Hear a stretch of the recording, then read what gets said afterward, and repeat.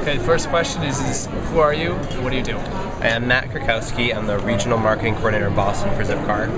And kind of what that means, I handle all our affiliate marketing programs, university programs, street team activity, guerrilla marketing, and kind of any other thing that comes along. Nice.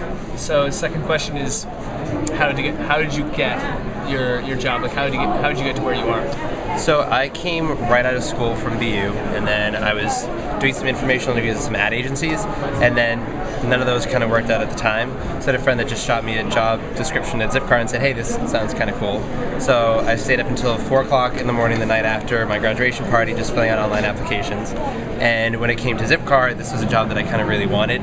So I went through and I did a ton of research on the company, and then when I wrote an actual cover letter, I kind of tailored it uniquely to Zipcar. So I put all the stuff that I thought was really interesting about the company, so little facts that I found out, things that I thought were interesting, and then I related it back to kind of stuff that I was interested in. And then it just kind of went from there. They gave me a call on Tuesday. I had an interview on Thursday. I had a second interview the following Tuesday, and I was at a desk the following Thursday. So It was a quick turnaround time. Nice. So last question is just what are 3 pieces of specific advice you'd give to someone that's interested in getting into like more sustainable transportation? So I'd say the first thing is show that you have a relevant interest in the whole thing, because there are tons of people that will be applying for the same job as you, and in an industry that's unique, that there's really not that much out there's not that much information, hasn't really been done all that much before. You can only know so much, but if you have a relevant interest in something and you show the person that you're interviewing that that's the case, then they're going to realize that this isn't just a career, you're not just going to sit at a desk, but you have an interest in that. And if you're interested in something, you're going to take the initiative to learn about it and work with it on your days off, not just when you're sitting behind a desk. Second piece would be show that you actually know something about what you're applying for.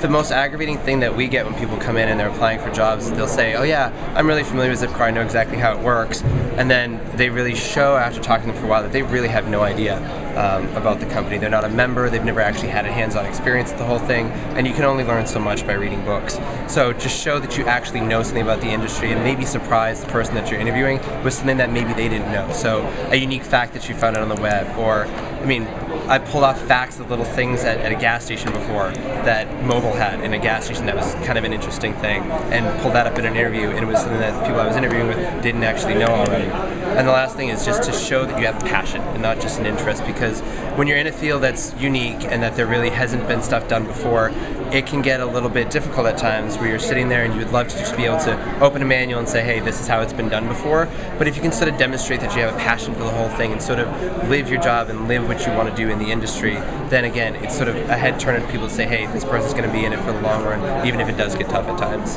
Cool.